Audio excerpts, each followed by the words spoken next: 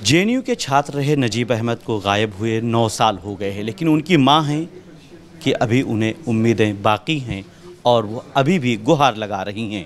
आज हमारे साथ ख़ास बातचीत के लिए हैं नजीब अहमद की मां फ़ातिमा नफ़ीस। अभी भी कितनी उम्मीदें आपको बाकी? नहीं, मैं तो पूरी उम्मीद है मुझे, इंशाल्लाह मेरा बेटा ज़रूर लौटेगा और इंसाफ भी मिलेगा, इसलिए मैं कोर्ट के गुहार लगा रही हूँ। जो लोग ये कह रहे हैं कि लोग, मुझे यकीन है, मेरे अल्लाह के साथ पे पूरा यकीन है और फिर हम जिस मुल्क में रहते हैं उसकी अदलिया पे भी भरोसा है इंशाल्लाह।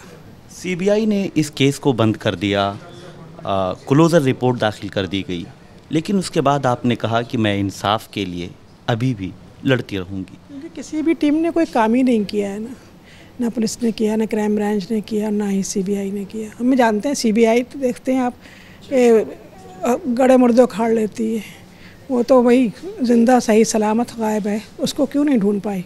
क्योंकि कोशिश ही नहीं की गई। कोशिश करते तब ढूंढते, उन्हें पहले ही और जो सबूत थे उन्हें मिटाया गया है। जिसके 11-12 आई विटनेस हों, उन्हें कभी कोर्ट नहीं बुलाया गया हो, तो बताएं कैसे होगा इंसाफ? और पुलिस जो क्राइम ब्रांच थी और सीबीआई थी, इन्हें पैटर्न लॉक नहीं खोल पाए। हैदराबाद भेजे, इतनी बड़ी वहाँ पे लैब है, उसमें वहाँ भी नहीं खोल पाए। मोबाइल तो ऐसी चीज़ है जो छोटे से छोटे चीज़ को भी निकाल के गुनाह साबित कर देता है, पर उन्हें मोबाइल के लॉक नहीं खोल मिले। आप खुद सोचिए कि क्या किया है पुलिस ने और क्राइम ब्रांच ने, सीबीआई ने। तो ये सब दिखता है ना, पूरी दुनिया जानती है नजीब के ख़िलाफ़ साजिश की गई है, उसको ज़बरदस्ती गायब करके और इस तरह से कर दिया गया जैसे कुछ हुआ ही नहीं है। पर एक माँ और जो सच्चाई के रास्ते पे चलने वाले इंसानियत पसंद लोग हैं, वो खूब जानते हैं अच्छी तरह से नजीब को जानबूझकर इस केस को गुमराह किया गया है, गलत साइड पे ले जाया गया है।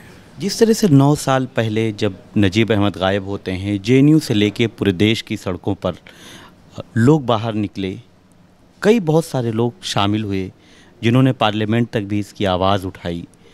अब कितने लोग आपके साथ? देखिए, नहीं, मेरे साथ पहले भी मीडिया, सोशल मीडिया था और कुछ ऐसे सच्चाई वाले मीडिया हैं जो हमेशा खड़े रहे हैं और अब भी खड़े हैं। और जो बच्चे थे उस वक्त वो अब फैमिलियों में तब्दील हो गए, उनकी अपनी ज़िंदगी में है, लेकिन अब हैं, अभी भी मेरे सब पूरा देश मेरे साथ है। मैं जानती हूँ पूरा यूथ मेरे साथ है। तो जो लोग नजीब या फातिमा का नाम नहीं समझते हैं, बस वही लोग होंगे जो नहीं होंगे साथ। मैं तो हिंदुस्तान की हर हिंदू औरत हो या मुस्लिम औरत, सबकी दुआएं मेरे साथ है, मेरे बेटे के साथ है। हर माँ चाहती है मेरा बेटा मुझे मिले, बस मैं इतना जानती हूँ। देश के लोगों की दुआएं लेकर आप अभी भी इंसाफ मांग रही हैं, उम्मीद अभी आपके साथ बाकी है, उम्मीद ज़िंदा है। जेएनयू स्टूडेंट यूनियन ने आज एक बार फिर यहाँ कॉन्स्टिट्यूशन क्लब में एक मीटिंग की और इसमें नजीब अहमद की आवाज़ उठाई है। कैसे दें? ये उनकी कोशिश है कि अब इसे मरने नहीं देंगे, आवाज़ को ज़िंदा रखेंगे।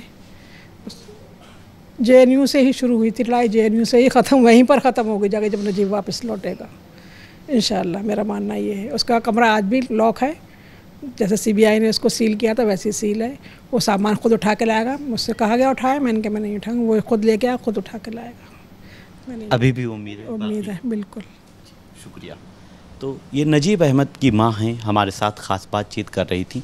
9 साल पहले इनका बेटा जेएनयू से गायब हो जाता है, लेकिन आज भी ये उम्मीद लिए दिल्ली की सड़कों पर फिर रही हैं, लोगों से इंसाफ मांग रही हैं और सबसे बड़ी बात यह है कि अभी इन्हें उम्मीद बाकी है।